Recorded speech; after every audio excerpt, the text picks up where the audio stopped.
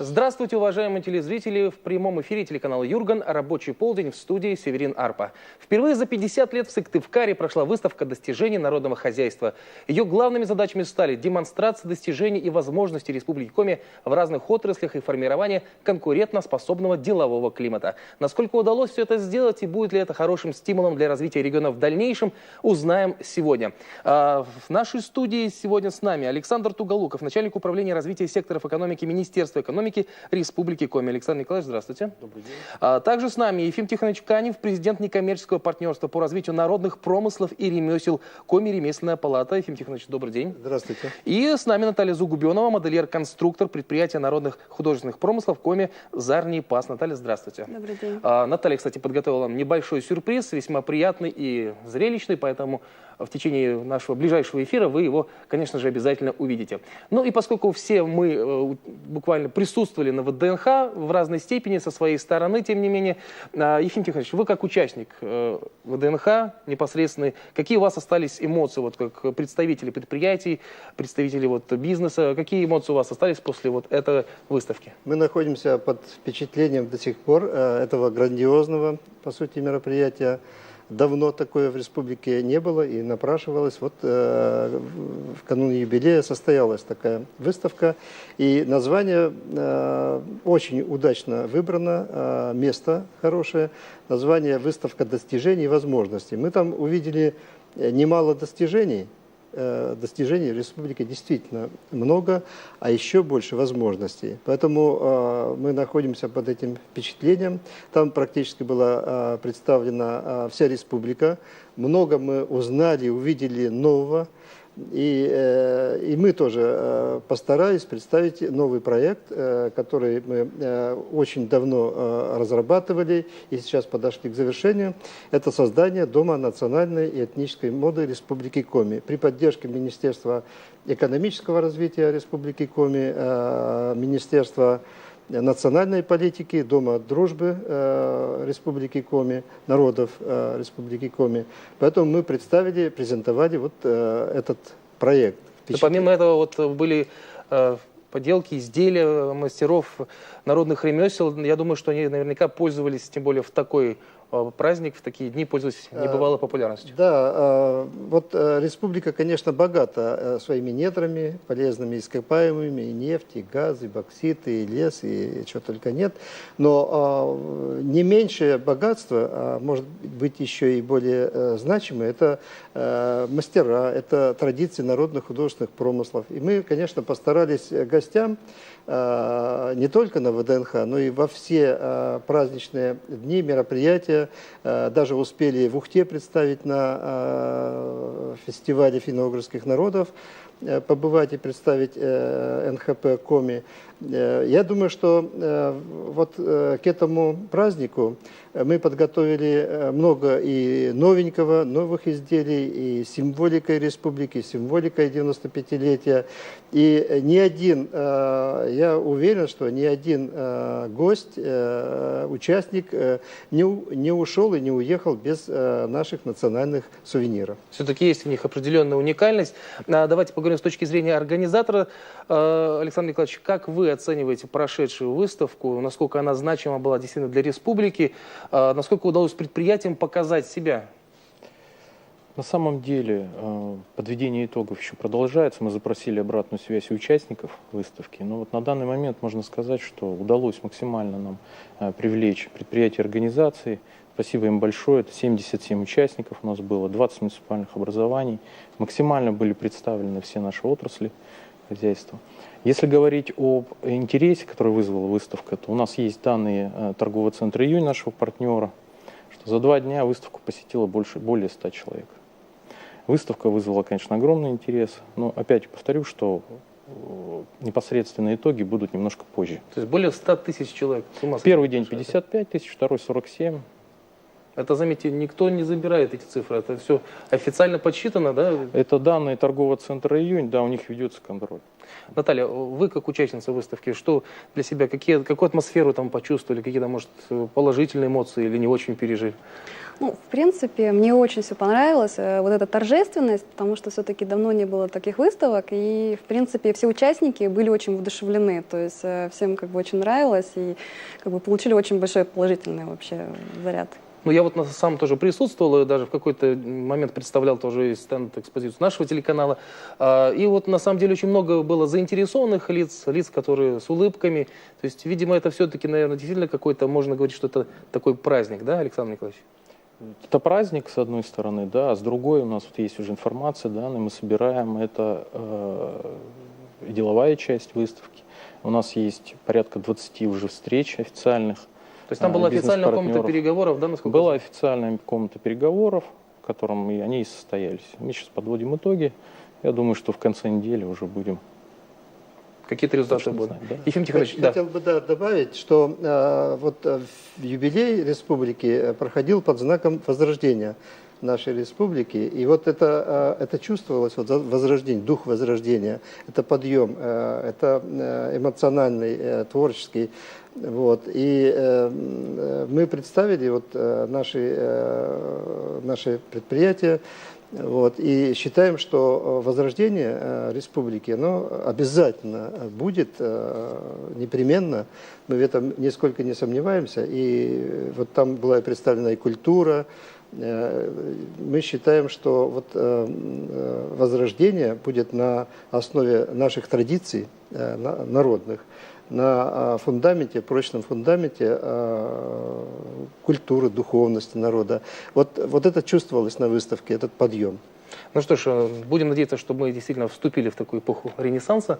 Сейчас давайте окунемся немножко в историю. Из цикла «Вот такая история» у нас подготовлен материал, опять же, в честь 95-летия республики, о том, как проходила ВДНХ в прошлые веки у нас в регионе. Посмотрим небольшой сюжет прямо сейчас.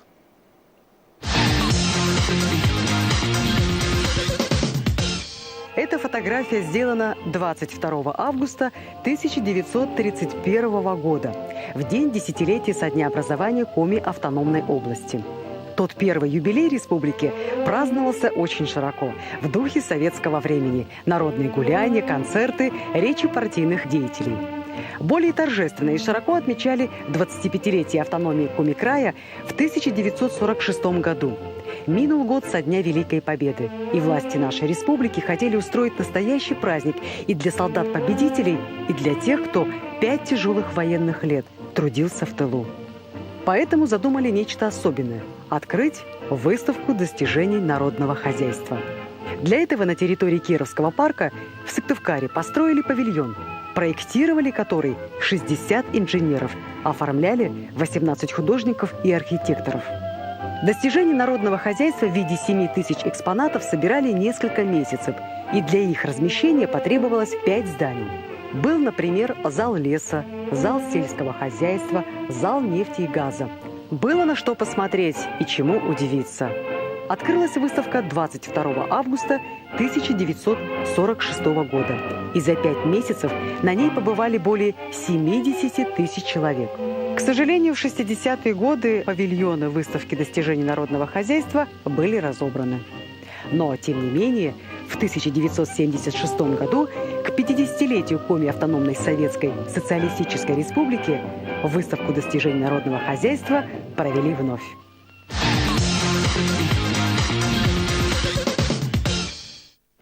Продолжается рабочий полдень в прямом эфире 46 90 60. Сегодня мы говорим о Коми ВДНХ, выставке достижений народного хозяйства нашего региона, которая спустя 50 лет, вот сейчас вы видели исторический сюжет, все-таки свершилась, прошла эта выставка у нас, много было людей. Александр Николаевич, вы как представитель Министерства экономики можете сказать о том, что это должно стать таким стимулом для развития бизнес-среды у нас в регионе? Да, конечно, это один из механизмов, инструментов развития бизнес-среды. И вот сейчас, после проведения, нам уже очевидно, что мы эту составляющую должны усиливать на следующий год. Как за счет увеличения количества экспонатов, так и за счет привлечения наших гостей из других регионов. То есть надо выводить данное мероприятие мы считаем на более высокий уровень. Вот, кстати, представители других регионов, я как минимум одного, ведь там дорожно, по-моему, какая-то компания из Москвы была. Автобан. Да, Автобан. А другие предприятия были из других регионов или? Нет, других предприятий не было по одной причине, что когда мы стали организовывать застройку, мы поняли, что места недостаточно для наших производителей и организаций, и решили сфокусироваться только на наших. Вот. И на следующий год мы это учтем и будем расширять. Активность, с которой участники готовы были принять, представить свои экспозиции на ВДНХ, были готовы, были сразу ответы «да», или кто-то говорил «я сомневаюсь»? Ответы были сразу «да», и мы в последний день, 18 числа, еще принимали заявки. Вам лично экспозиции каких районов предприятий понравились? Что запомнилось? Не стану выделять особо. Почему? Потому что, на мой взгляд, все экспозиции были уникальными. Каждую можно было посмотреть, получить огромный объем информации при желании. Поэтому всем огромное спасибо. Все было. Очень были колоритные экспозиции разных муниципалитетов. Я впервые попробовал минеральную воду из Усинска. Я не знаю, из чего она там сделана. Но вроде как из-под земли не только нефть там бьет. Ефим Тихонович, вам какие-то экспозиции запомнились? Ну, запомнились многие экспозиции. У нас и были представлены предприятия сельского хозяйства очень широко, и было видно, что появляется новенькая продукция. Лесной отрасли очень широко были представлены, нефтяной, муниципалитеты. То есть нельзя сказать, что вот какой-то стенд выглядел плохо или недостойно. Все были представлены достойно предприятия, и это очень радует. Ну, надеюсь, что к следующей выставке они еще более... То есть сейчас все друг на друга посмотрели, да, показали. Так, несомненно. Я думаю, что многие жители и гости столицы впервые удалось попробовать уссылимское масло, потому что столько о нем уходило слов, легенд, и наконец-то люди смогли его попробовать по-настоящему оценить.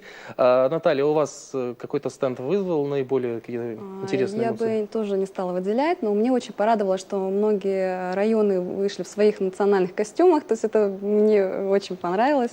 Были очень яркие костюмы, красивые. Это на самом деле так, да, приятно. И это очень порадовало, потому что люди вышли в своем национальном колорите и как бы показали, да, то есть насколько богата Республика Коми, вот все-таки и народами, и как бы вот...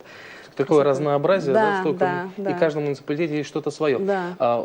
Сегодня у нас с вами есть возможность тоже посмотреть, да, на произведение, как это правильно сказать, каческого искусства, наверное, да, швейного искусства, швейного мастерства. У нас подготовились девушки-модели.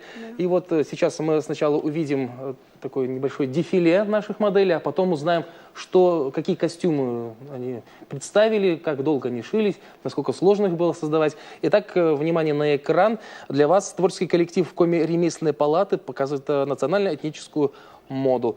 Прошу.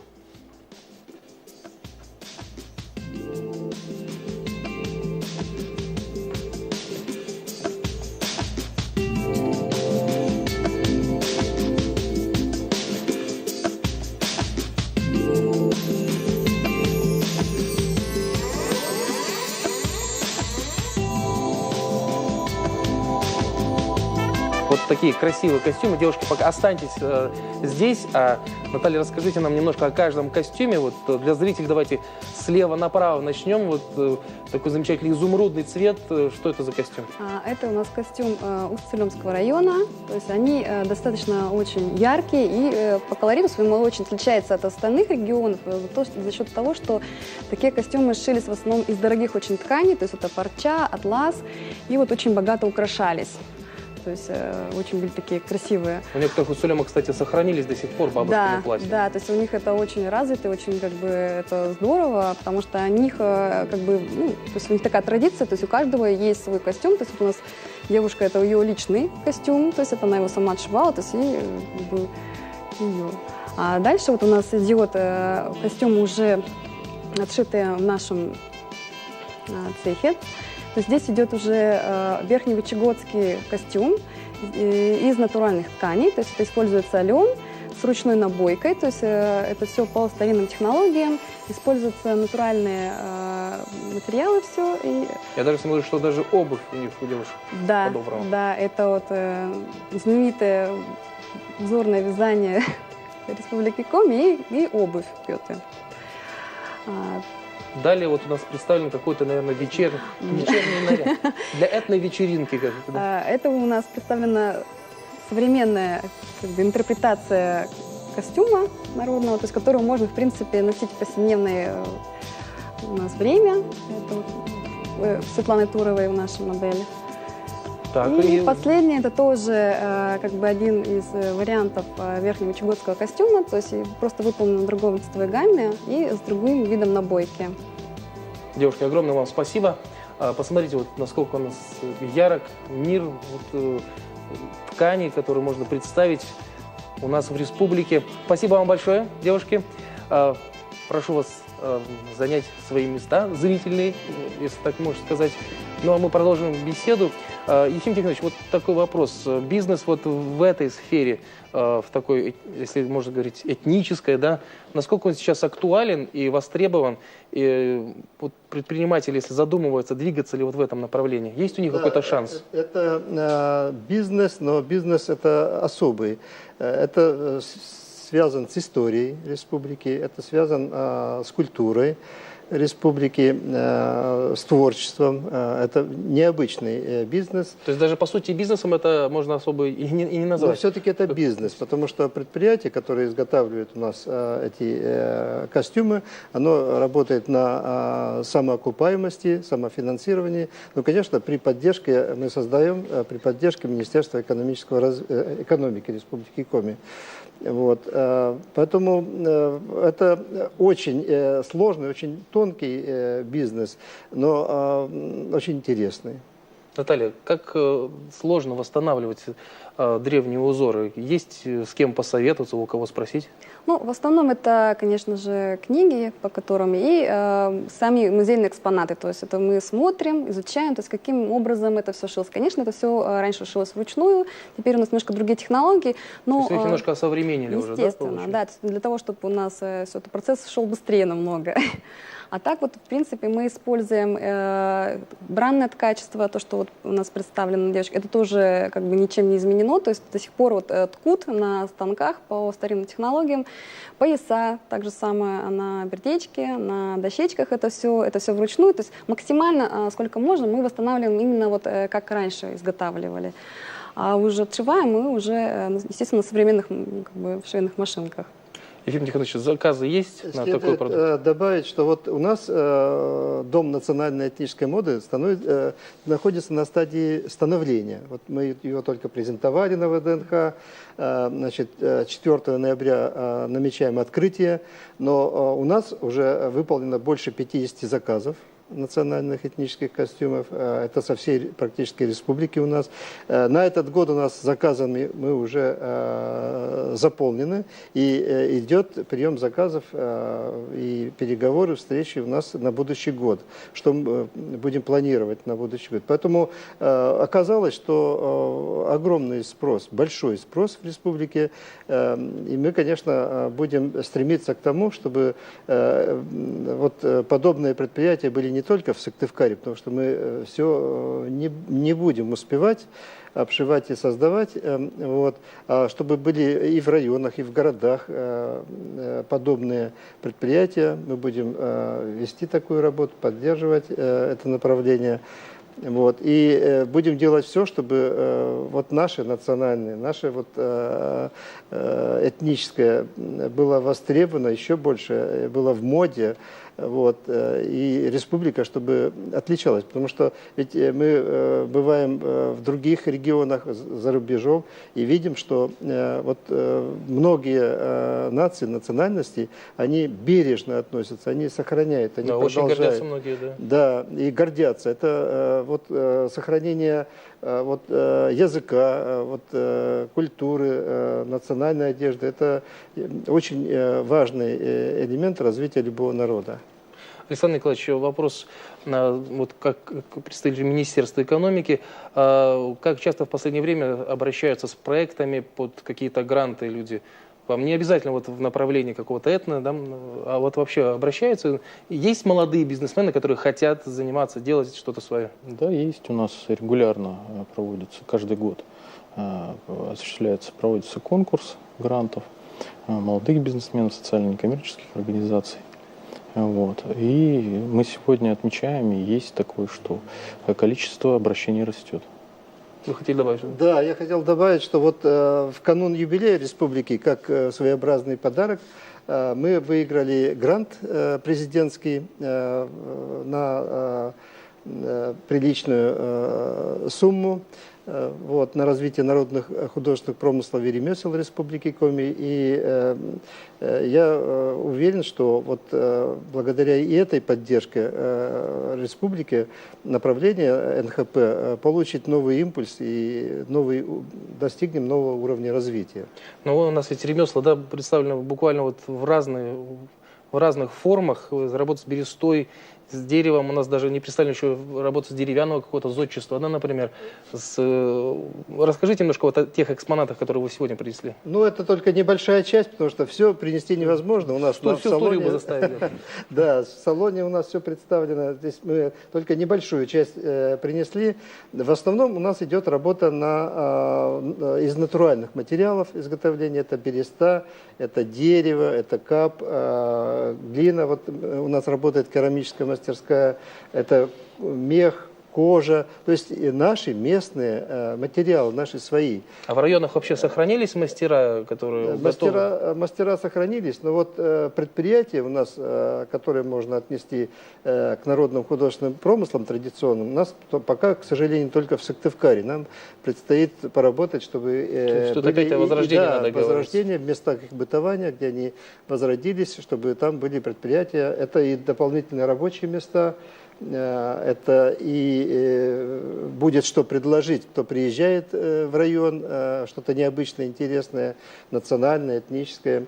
Вот. Это продолжение традиций. Вот, допустим, если роспись, то у нас ручная. Если лепка из глины, вот нашей керамической мастерской, это все сделано вручную, расписано вручную. А вот вы сказали, что керамическая мастерская у вас недавно, да, заработала? У нас буквально в этом году мы открыли керамическую мастерскую, но уже посмотрите, какие удивительные вещи делаются. Такого в мире, я уверяю вас, что больше нигде нет. Или вот по бересте роспись, сюжеты наших северные наши сюжеты, оленеводы, в общем, связано с природой, с лесом, с тайгой, или мифология нашего народа.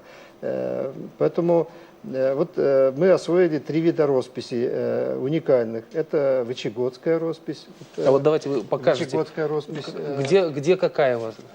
Вот такой росписи тоже в мире нигде нет. Это вычегодская, это пижемская роспись. Видите, они даже отличаются не только росписью, они даже отличаются по форме. Вот такие ложки делали вот именно на пижме. Вот сейчас мы делаем такие в виде сувениров. Но это можно использовать как декоративные вещи, ну и как утилитарные, можно даже... То есть можно ими пользоваться? Можно пользоваться, да. Жалко такой красотой. Да, вот, но пользоваться можно. И роспись Мезенская, но она перекликается, конечно, с Архангелогородской, но река издревле соединяла народы, поэтому точно установить, где она зародилась, сложно. Мы считаем, что это наша Коми национальная Мезенская роспись. Вот, у нас изделия делаются вручную. Вот, это никакого конвейера нет. Это сначала надо создать образ, вот, допустим, первого богатыря, значит, его создать, и вот получается такой вот уникальный, удивительный сувенир. Вот. Ну, очень красиво все. Вот если бы дети играли такими вот игрушками, да, может быть, в ближайшем будущем все это станет более возможным.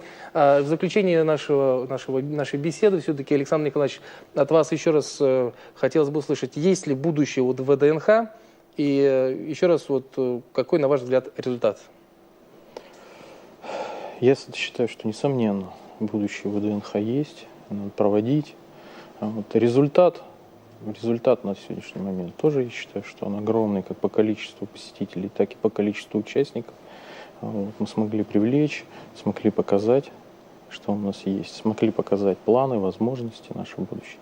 Поэтому считаю, что ВДНХ Положительный какой-то вектор задан, да? Да. Ефим Тихонович, вы что бы добавили вот Вот я от имени, наверное, участников, не организаторов, участников ВДНХ, такие выставки просто необходимы. Я хочу обратиться к Министерству экономики Республики, правительству Республики Коми. Надо приложить все усилия, чтобы такие выставки были хотя бы один раз в год, чтобы показать, посмотреть, сориентироваться, взвесить, найти партнеров. Это огромный даст результат в развитии республики и вклад в возрождение нашей республики. Спасибо вам большое. Я желаю, чтобы действительно такие выставки у нас продолжались, чтобы предприятия, каждый раз встречаясь, представители предприятий, видели, как они растут относительно друг друга, потребителям, чтобы было, конечно, с этого тоже много хорошего и полезного. Наталья, желаю вам, чтобы в ваших нарядах все больше ходило девушек, ну и мужчин, как видите, и тоже, оказывается, есть и нам что поносить. Почему бы не ходить на работу вот так, между прочим, можно даже какой-то выбрать день национальной одежды и всем ходить, такой сделать огромный республиканский флешмоб, ходить в национальной одежде. Спасибо вам большое. Напомню, что в нашей студии были сегодня Александр Туголуков, начальник управления развития секторов экономики Министерства экономики Республики Коми, Ефим Канев, президент некоммерческого партнерства по развитию народных промыслов и ремесел Коми ремесленная палата, и Наталья Загубенова, модельер, конструктор предприятия народных художественных промыслов Коми «Зарнипас». Новых вам достижений. Спасибо вам большое. Спасибо. Спасибо. Друзья, с вами мы не прощаемся. Впереди нас ждет реклама, далее выпуск новостей и, конечно же, викторина, в которой вы сможете выиграть хороший, полезный в хозяйстве приз. Оставайтесь на Юргане. Напомню, наш телефон 46 90 60. Продолжается прямой дневной эфир на телеканале Юрган в рамках рабочего полдня. И сейчас, уважаемые телезрители, вас ждет выпуск программы «Время новостей».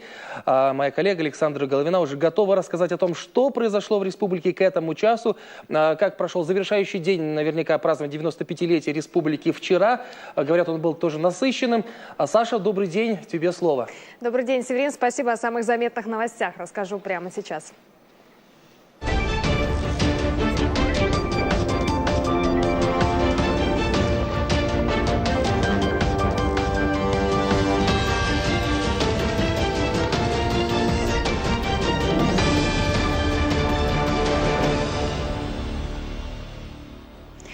МЧС опровергла информацию о якобы имевшем место взрыве вагона с хлором на железнодорожной станции Микунь.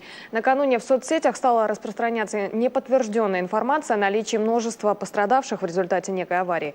Как пояснили оперативники, пар из контейнеров обнаружили во время обхода сотрудники Северной железной дороги и сообщили об этом, действуя по инструкции. В Сыктывкаре завершилось трехдневное празднование 95-летия. Красочной точкой стал праздничный салют, отгремевший в Кировском парке столицы. Популярный певец Влад Топалов исполнил для жителей и гостей Коми авторские композиции и старые хиты. Также накануне призеры фестиваля национальных и неолимпийских видов спорта получили медали, грамоты и кубки.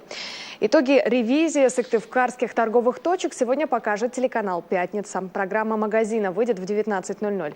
Напомню, съемочная группа посетила Коми в конце июля. В числе магазинов, попавших под проверку, стали супермаркет, крытый рынок и бутик итальянской одежды. Эти и другие новости смотрите в 16:30. Ну а пока, Северин, тебе передаю слово.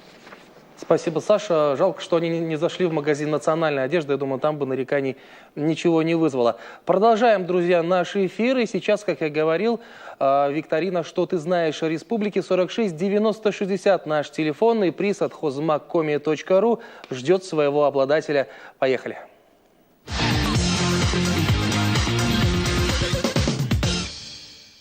Настал тот самый момент, когда мы сможем разыграть приз, и так будет ближайшие 2 недели, поэтому, друзья, подключайтесь к нам, смотрите «Рабочий полдень», и в конце его, позвонив по номеру 46 90 60, вы сможете выиграть хороший приз. Это сертификат на сумму 1000 рублей от магазина hozmakkomi.ru для дома, дачи и ремонта. Hozmakkomi, Огородная 10Б и Морозова 51. Все, что вам нужно для дома, обязательно найдете в этих магазинах. Ну и теперь, конечно же, друзья, тот самый вопрос, который поможет кому-то стать обладателем этого сертификата.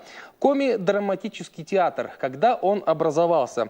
В 1920 году или спустя 10 лет 30, или, может быть, спустя еще 10 в 40 году, а может, это случилось в середине прошлого столетия, в 1950 году. Имеется в виду, конечно же, Академический театр драмы имени Виктора Савина, хотя в своем первоначальном названии он несколько иначе назывался, и сейчас, я об этом чуть позже скажу, главное нам сейчас определиться, правильный ответ или нет, даст нас наш участник, который дозвонился уже до нас по телефону 46 90 60. Алло, добрый день. Добрый день, Северин. Как вас зовут?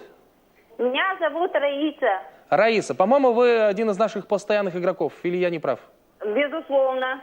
Вы, по-моему, неоднократно приняли участие в викторинах предыдущих лет, надеюсь, и довольно успешно, поэтому, надеюсь, вам опыт прошлых выступлений с нами принесет удачу. Итак, давайте с вами определяться. Вопрос вам понятен, я думаю, да? Да, безусловно, я прочитала. Итак, какова ваша версия правильная, надеюсь? Да, Какой год образования, как вы считаете? Северин, я все-таки склоняюсь к 20-му году. К 2020 году. Вы считаете, что эта версия правильная? Ну, как бы склоняюсь, да. Склоняетесь. То есть все, на ней останавливаемся. Или 30-й, 20-й или 30-й, вот как бы так. Так, ну давайте определяться, хорошо? Все зависит ведь от вас. Нужно просто выбрать правильный вариант, на ваш взгляд, конечно же. 50-й, может быть. Ну, там всего, конечно, 4 варианта. Давайте все-таки выберем какой-нибудь один из них. Да, решительным движением, Раиса, мы выбираем с вами. Так, это будет, скорее всего, Так, 50-й год. 50-й год. Все, останавливаемся на этой версии. Ой, даже не знаю. Раиса, надо выбирать. Да. Ну вот, давайте выберемте все-таки 30-й год. 30-й год. Это уже окончательный вариант? Раиса, давайте еще одну попытку вам даю, и надо определяться. Да. Раиса? Алло. Так, все-таки, наверное, 50-й год. Все, останавливаемся на годе 1950. Вы выбрали этот вариант, но, к сожалению, это не он, к сожалению, Раиса. Я желаю вам удачи только в следующий день, завтра, послезавтра, есть возможность еще с нами сыграть. Спасибо вам большое, желаю удачи в следующий раз. Спасибо вам. Спасибо вам. Все, звоните обязательно, и вам повезет. Итак, друзья, осталось у нас 3 ответа. 20-й, 30-й или 40-й годы. Когда же все-таки образовался Академический драматический театр в нашей республике? Интересно, что он назывался тоже совсем не так, как мы привыкли сейчас его знать. И есть у нас снова телезритель на связи. Добрый день, как вас зовут? Здравствуйте, меня зовут Нина. Нина. Довольно редко сейчас встречается это имя. Нина, откуда дозвонились? Из Сыктывкара. Из Сыктывкара. Вот у нас все-таки сыктывкарцы как-то быстрее, видимо, звонок проходит по проводам в Сыктывкаре, до нас дозваниваются. Итак, Нина, как вы считаете, какой год образования у нашего драматического театра? Три варианта осталось. 20-й, 30-й или 40-й? Это 1930 год. 30-й год. Да? Вы это сказали? 30-й. Все, останавливаемся на версии номер 2. Правильно или нет? Правильно. Хорошо. Нина, а вы считаете себя хорошим театралом заядлым? Может быть, вы посещаете спектакли разные? Посещаем спектакли с семьей. Конечно, очень тесно, но эту дату знаю. Эту дату вы знаете, уверены. Ну что ж, вы выбрали этот вариант. Надо сказать, что когда возник театр, он назывался Коми-инструктивный передвижной показательный театр. Сейчас мы его знаем как Государственный академический театр драмы имени Виктора Савина. И ведет он свою историю с октября 1930 года. Все верно, Нина? Я вас поздравляю. Вам достается сертификат от магазина hozmakkomi.ru для дома, дачи и ремонта. Огородная 10Б, Морозова 51. Нина, не кладите, пожалуйста, трубку. Обязательно узнайте о том, как вы сможете забрать ваш приз. Призываю всех зрителей, конечно же, завтра тоже принять участие в розыгрыше этого приза. 46 90 60 телефон. Приз — сертификат от магазина hozmakkomi.ru на 1000 рублей. Все, что вам нужно будет сделать, это всего лишь правильный ответ выбрать из тех, которые мы предложим, на заданный вопрос, соответственно, дозвониться до нас. Это можно сделать из любой точки республики, в принципе. Пока что вот у нас сыктывкарцы лидируют. Сегодня, кстати, у нас приходила победительница вчерашнего дня. У нас есть даже кадры, как мы вручали ей приз. Если возможно, я попрошу режиссера сейчас показать. Вот Надежда Васильевна ее зовут, и она получила заветный сертификат на 1000 рублей, потому что вчера правильно ответила на заданный вопрос. У каждого из вас есть такая возможность, поэтому, друзья, ежедневно в рамках рабочего полдня мы будем ждать ваших звонков. Кстати, можете звонить не только во время викторины, но и подключаться к основной беседе нашей программы, к основной теме. Напомню, что сегодня мы обсуждали Коми ВДНХ, выставку достижений народного хозяйства республики нашей, и много интересного там было, надо сказать. Сам тоже участвовал. Очень много удалось попробовать, пощупать, посмотреть. Поэтому будет такая возможность, обязательно это сделайте. Ну что ж, за сим вынужден с вами проститься. Увидимся завтра ровно в полдень на телеканале Юрган. Смотрите нашу программу, будем рассказывать об интересных людях, необычных профессиях, о тех профессиях, которые мы знаем, но, может быть, необычных людях, наоборот. Поэтому, друзья, всегда рада вас видеть, слышать в нашем эфире. Предлагайте свои темы к обсуждению, конечно же. И до встречи в эфире телеканала Юрган. До свидания.